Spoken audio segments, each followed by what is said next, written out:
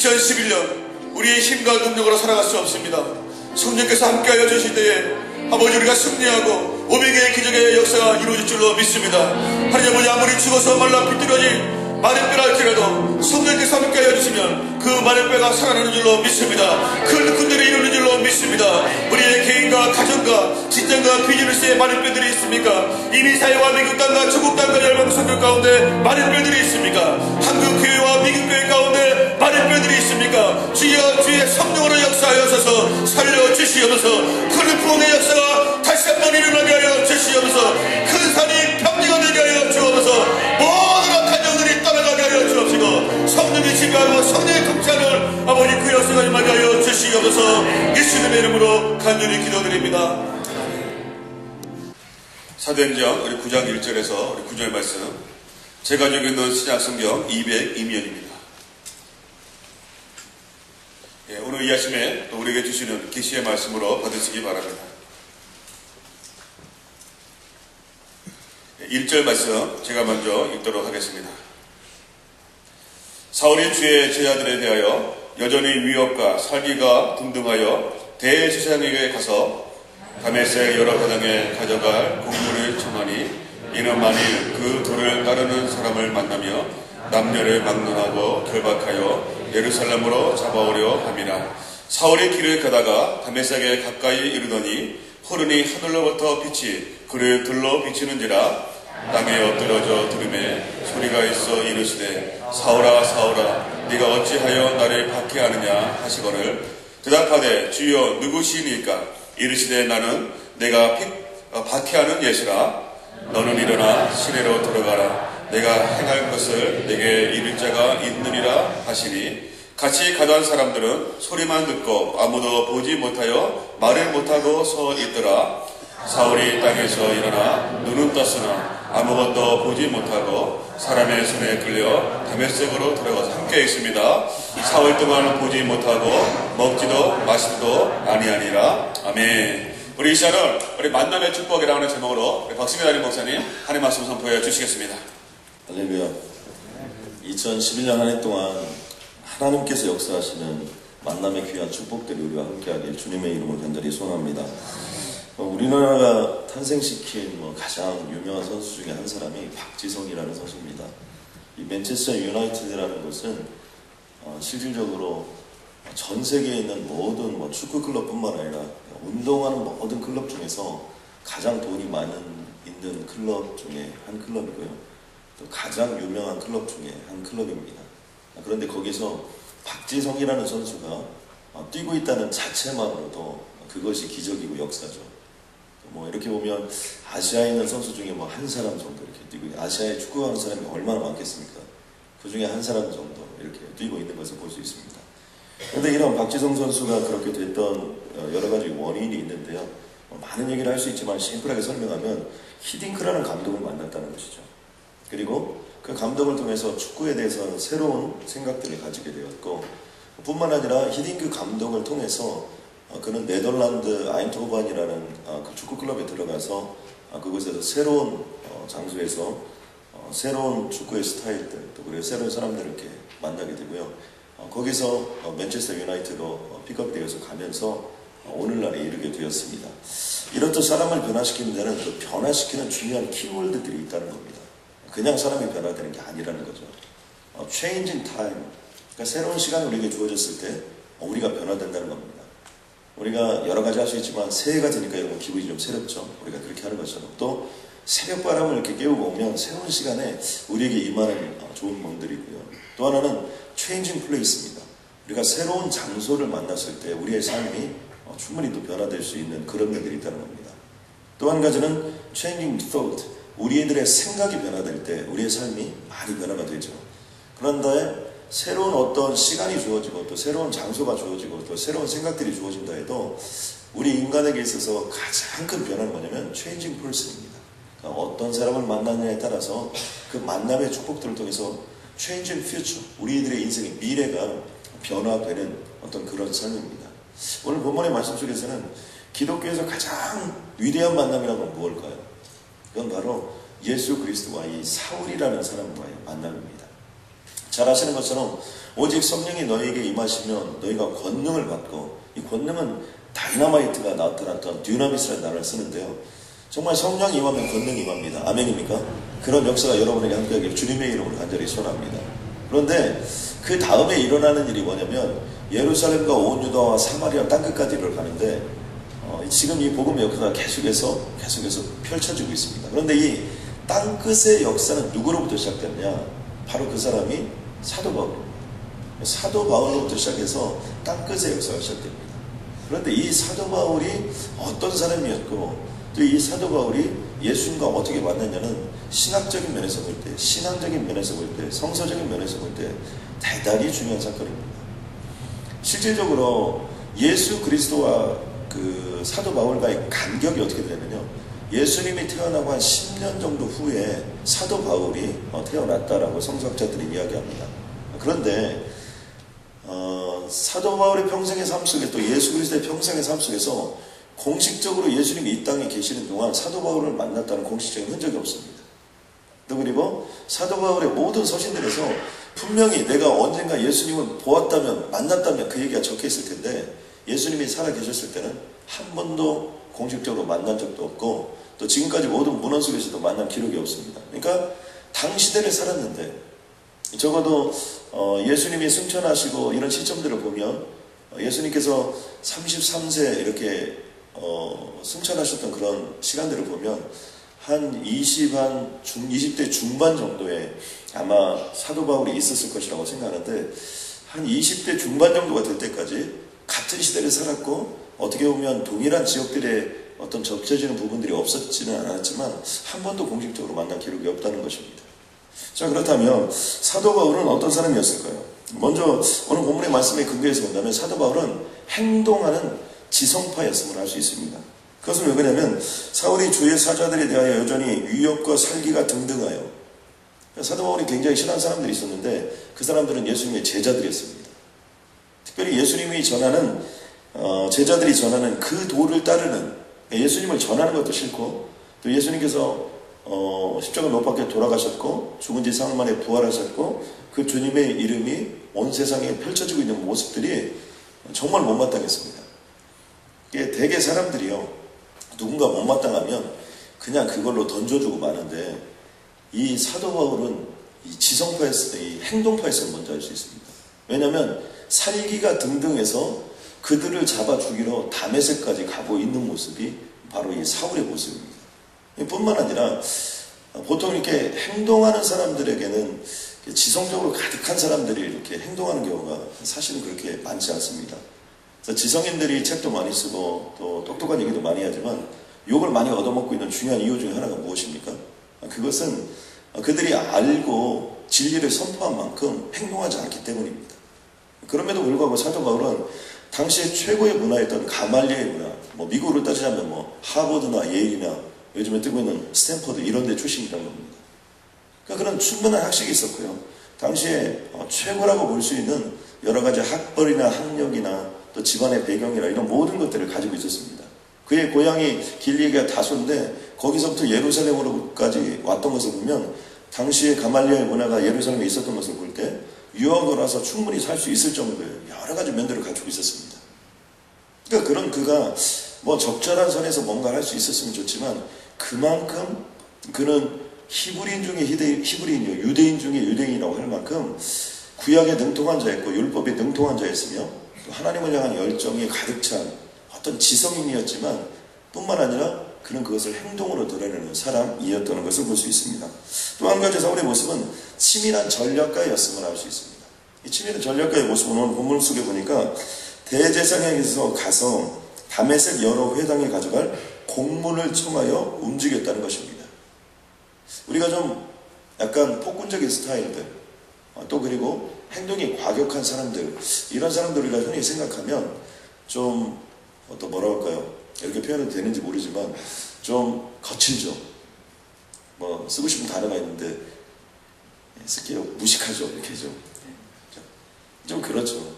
그러니까 이게 너무 이렇게 거칠고 또 무식하고 터프하고 그렇기 때문에 사람 잡으러 죽이러 다니고 이럴 거라고 생각하지만 사실은 사도 바울은 굉장히 치밀한 전략가입니다. 그는 그렇게 하는데 어떻게 되냐면 예수 믿는 사람을 잡아 죽이러 가는데 대제사장으로부터 잡아 죽여도 된다는 문서를 공문을 받아가지고 그리고 그것을 가지고 가서 자기는 정말 정의를 외치고 하나님의 말씀에 순종하는 어떤 그런 삶을 살았다는 것이죠. 그런 모습이 사도 바울의 모습 중에 한 사람입니다. 그 사도 바울이 드디어 다메섹 도상으로 예수 그리스도를 믿는 자를 잡아 죽이러 가는데 사울이 길을 가다가 다메섹에 가까이 이르렀을 때 성경은 우리에게 이렇게 정합니다. 호련히 하늘로부터 빛이 그를 둘러 비쳤다는 겁니다. 이 빛이 비쳤는데 이 빛이 얼마나 강렬했는지 또 한 가지는 이 빛이 비추자마자 땅에 엎드렸다고 얘기하거든요. 그것은 이 빛이 단순한 빛이 아니고 우리가 뭔가 그런 거 있잖아요. 범접할 수 없는 인간이 그냥 꼼짝달싹 못하고 그냥 납작 엎드릴 수밖에 없는 어떤 우리가 그것을 영광이라는 단어 속에 찾았는데 영광이 임하면 이게 녹사라는 단어인데 영광이 임하면 엄청난 무게가 있기 때문에 사람이 스스로 자기 자신을 움직일 수 없고 정말 하나님의 역사심을 통해서 움직이는 모습처럼 빛이 비쳐 있는데 그 빛 가운데 그는 엎드려질 수밖에 없었다는 거죠. 그때 그 빛과 함께 사울아 사울아 내가 어찌하여 나를 박해하느냐라는 음성이 하늘로부터 들립니다. 그때 사도 바울의 반응의 단어가 이렇습니다. 주여 이런 단어가 됩니다. 그러니까 이것은 단순한 빛이 아니었다는 걸 알 수 있는 것이 무엇이냐면 갑자기 누군지도 모르고 정말 엄청난 빛이 비추었는데 그곳에서 그가 반응을 보였던 것은 주여라는 단어 속에서 볼 때 이것은 뭔가 영적이고 뭔가 거룩하고 뭔가 범접할 수 없는 그런 세계가 이 안에 있다는 것을 알 수 있습니다. 그러면서 묻습니다. 주여 누구시니까 이렇게 물었자 주님께서 이렇게 대답하십니다. 나는 내가 핍박하는 예수라는 것입니다. 우리가 여기서 좀 중요히 살펴봐야 될 단어 중에 하나가 호련이라는 단어입니다. 이 호련이는 suddenly 갑작스럽게 이런 의미인데요. 이 의미는 우리가 사도행전 2장 시작할 때 우리가 이 단어를 한번 만난 적이 있습니다. 오순절날 마가의 다락방에서 성령이 임할 때 호련히 하늘로부터 급하고 강한 바람 같은 소리가 있으면서부터 하늘과 땅이 진동하고 성령이 임했던 사실을 볼 수 있죠. 이 사실은 무엇을 얘기하냐면 어떤 오순절 마가의 다락방에도 인간적인 요소에 어떤 것도 임하지 않았다는 거예요. 호련히 하늘로부터 성령님이 임한 겁니다. 그러니까 거기에는 어떤 마가의 다락방에 임하였던 그 폭발적인 역사, 그 능력, 그 권능, 그 축복 이런 것들은 전적으로 하나님의 소관이고 하나님의 역사였다는 겁니다. 마찬가지로 동일한 단어를 여기 반복적으로 쓰고 있는 호련이라는 단어도 호련히 가고 있는데 호련히 살기가 등등해서 또 누구를 잡아 죽일까? 또 아마 치밀한 전략가 있었기 때문에 누가 예수 믿는다는 것쯤은 아마 파악하고 가지 않았을까? 어떤 다메섹이라는 목적을 가지고 갔던 어떤 그런 모습들을 보여주는데 바로 그 순간에 호련히 임했다는 것은 사울과 아무런 상관없이 성령께서 전적인 주관함이 있어서 이곳에 임하였다. 바로 이 사건은 하늘의 사건이고 또 신비한 사건이고 거룩한 사건임을 우리들에게 보여줍니다. 차이가 있다면 오순절 마가의 다락방에서는 집단적으로 그런 역사가 일어났고 지금 사울에게는 개인 한 사람에게 이런 역사가 일어났던 것을 볼 수 있습니다. 또 한 가지는 땅에 엎드리자 주님께서 부르시는데 사울아 사울아 이것을 한 번을 반복하지 않고 두 번을 반복해 부른다는 겁니다. 성서학자들은 이것이 무슨 의미가 있을까? 성경에 보면요 우리가 이름을 두 번 불렀을 때는 그만큼 관심과 특별한 대상이었다는 것입니다. 우리가 누군가를 부를 때 만약에 승규야 이렇게 부르는 것보다 승규야 승규야 이렇게 부르면 여러분 뭔가 의미가 있습니까? 그런 것처럼 주님께서 지금 현재 이 사울을 부르실 때도 그러한 모습을 드러내고 나타냈던 것을 볼 수 있습니다. 우리가 여기서 이렇게 깨달을 수 있는 것은 무엇이냐면 하나님께서는요 교회를 핍박하거나 또 한 가지 또 예수 믿는 사람들을 핍박하는 일들에 대해서 뭐라고 생각하시냐 바로 그것이 예수님을 핍박하는 것이라고 생각했다는 겁니다. 사실은 공식적으로 사울하고 예수님하고 한 번도 만난 적이 없습니다. 자 그렇다면 우리가 오피셜하게 봤을 때 한 번도 사울은 공식적으로 예수님을 핍박한 적이 없죠. 그런데 오늘 예수님께서 만나셔서 제일 첫 번째 했던 얘기 그것이 무엇이냐면 네가 나를 핍박했다는 겁니다. 바로 내가 그 예수라는 거죠. 우리가 여기서 깊이 좀 생각해 봐야 되는 것이 우리가 교회에서 어떤 행동을 하고 또 우리가 어떤 사역들을 하고 또 같이 예수 믿는 사람들끼리 무엇을 조심해야 되냐면 서로 갈등하고 어렵고 싸우고 힘들고 이런 것에 앞장서서는 안 된다. 왜냐하면 그것이 자칫 잘못하면 지금 현재 사울은 어떻습니까? 하나님의 뜻을 지금 선포하고 하나님의 뜻을 위해서 정말 살기가 등등해서 가고 하나님의 역사를 이룬다고 가면서 실질적으로 그 모습 때문에 정말 이 땅에 가장 중요한 인물로 오셨던 예수 그리스도, 아니 자기가 영원히 구원받아야 될 그 대상인 예수 그리스도를 핍박하는 우를 범하게 되었다는 것이죠. 저는 뭐 사대째 크리스찬의 가정 속에 자라다 보니까 교회에서 많은 일들을 겪고 또 많은 일들을 보고 저도 여기까지 이렇게 왔습니다. 그런데 대개 보면요, 교회를 이렇게 뭐라고 할까요? 정말 이렇게 문제를 일으킬 때마다 어떤 앞장서서 막 소리를 높이는 사람들은 꼭 정해져 있더라고요. 저는 한 가지 결단한 것이 있습니다. 나는 절대로 그러지 않으리라. 저는 여기 있는 모든 분들이 그러지 않기를 주님의 이름으로 간절히 소원합니다.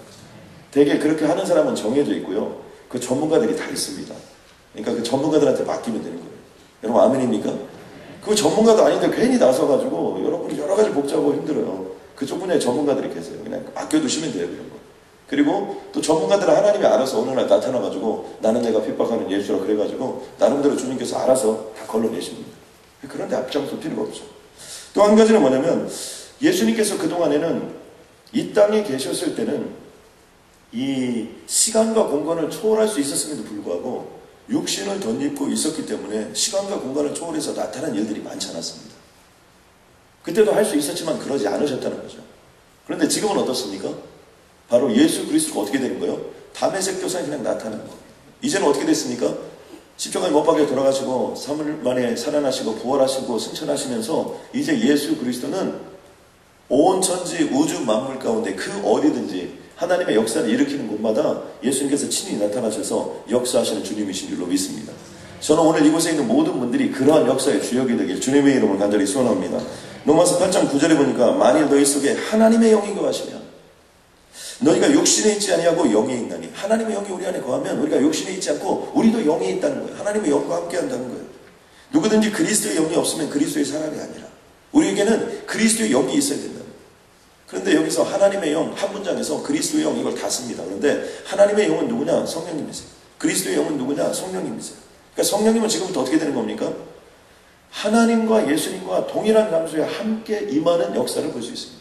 그러니까 성령님이 임하는 곳에 예수님도 임하고요, 성령님이 임하는 곳에 하나님도 임하고요, 예수님이 임하는 곳에 성령님도 임하고, 그 놀라운 역사를 삼위일체 하나님이 함께 한다는 겁니다. 저는 그 예수님이 우리가 성령 충만함으로 말미암아 우리들과 동행하고 우리들과 함께하는 귀한 믿음의 역사가 함께하여 주실 줄로 믿습니다. 이러한 일들이 일어난 다음에 두 가지가 일어나는데, 하나는 만남의 축복이 일어납니다. 그 만남의 축복은 이렇게 있는데요, 내가 행할 것을 내게 이를 자가 있느니라. 이것은 우연히 일어난 사건이 아니라는 겁니다. 하나님의 많은 사건은요, 충분한 계획과, 어떻게 보면 사도 바울이 고백하고 있는 것처럼 만세 전부터 택정함을 이루고, 내가 태어나기도 전부터, 아니 만세 전 창조 때부터 하나님이 나를 향한 계획과 섭리를 가지고 우리의 발걸음 하나하나를 인도하시는 거라는 거죠.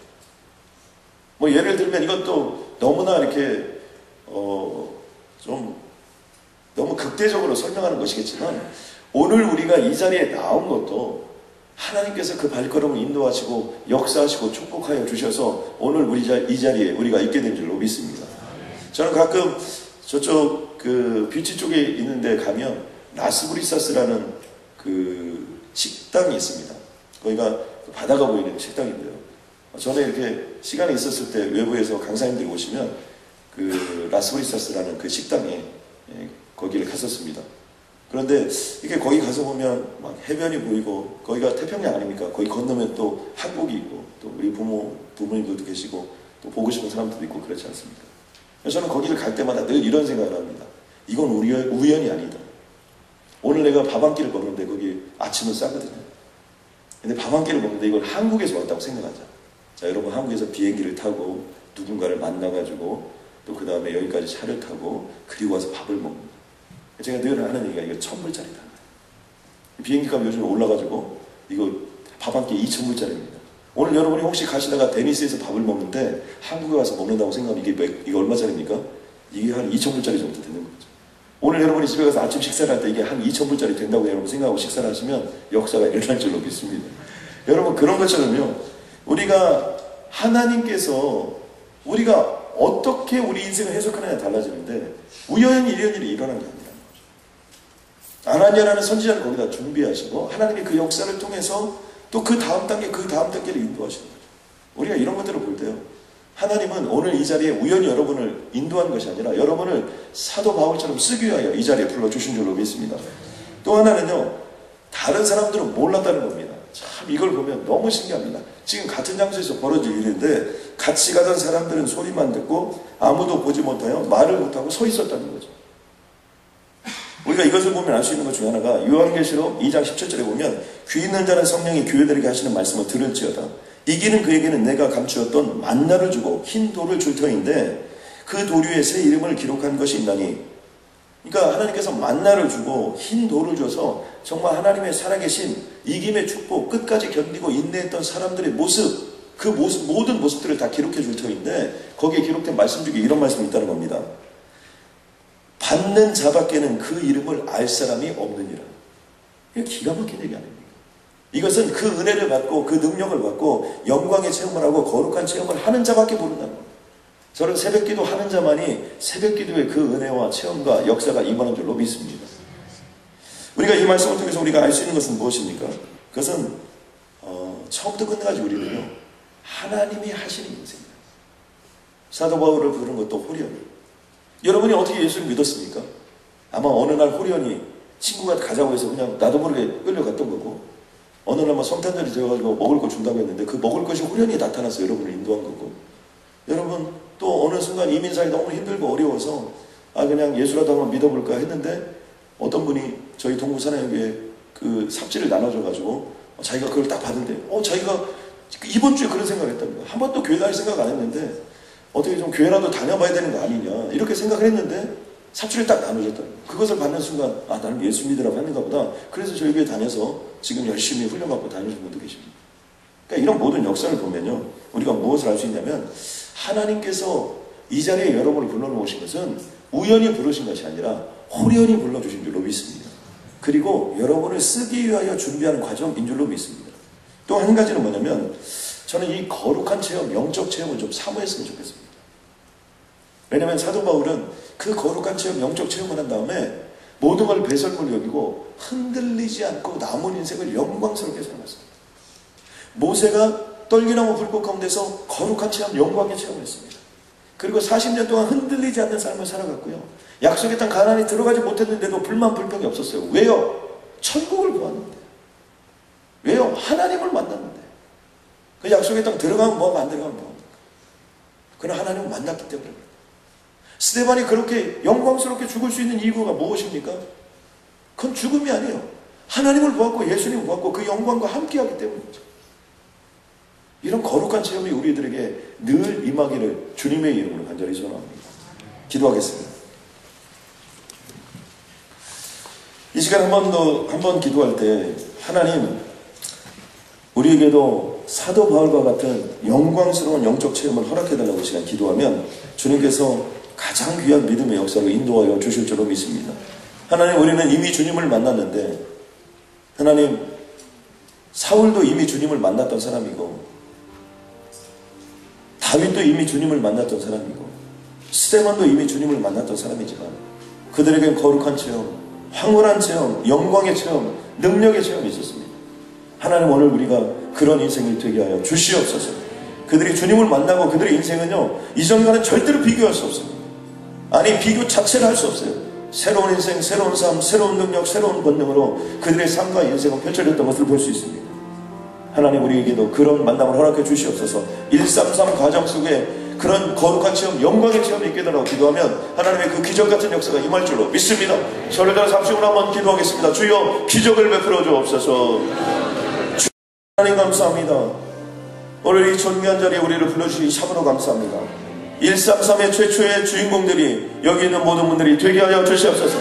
133의 최초의 주인공들이 동부산에 속한 아버지 모든 권속들에게 임하게 하여 주시옵소서. 하나님 그리하여 무슨 일하도 5,000명을 먹이고도 5,000가정을 먹이고도 12광주리가 남는 기적과 같은 인생이 되게 하여 주시옵소서. 하나님, 이 자리에 있는 모든 분들에게 다시 한번 마른 지팡이에서 싹이 나는 것처럼 이제 죽어야 할 날을 기다렸던 하나님 모세를 통하여 남은 40년을 쓰셨던 것처럼 하나님, 내 인생 속에 이민자의 삶을 살면서 모든 죽었던 꿈, 죽었던 내 인생, 갈등과 여러가지 번민 속에 사라져버렸던 내 인생, 절망과 좌절 속에 내 인생에 새로운 꽃이 피고 새로운 능력이 피고 새로운 권능이 피어서 오병이어의 기적의 주인공이 되게 하여 주시옵소서. 하나님, 이제 사도 베드로에서 또 한 사람 위대한 거장인 사도 바울을 만나게 됩니다. 하나님, 사도 바울의 인생이 나의 인생이 되게 하여 주시옵고 어디서 무슨 일을 만났는지 폴의 인생이 나의 인생이 되게 하여 주옵소서. 오늘 그 기적같은 날이 시작될 줄로 믿사오며 오늘 1월 한 달 얼마 남지 않았는데 주님 역사해 주시고 그 기적을 베풀어 주시고 12월 1년 내 무슨 일 하든 어떤 일 하든 축복이 끊어지지 아니하고 능력이 끊어지지 않는 한 해가 되게 하여 주옵소서. 예수님의 이름으로 기도드렸습니다.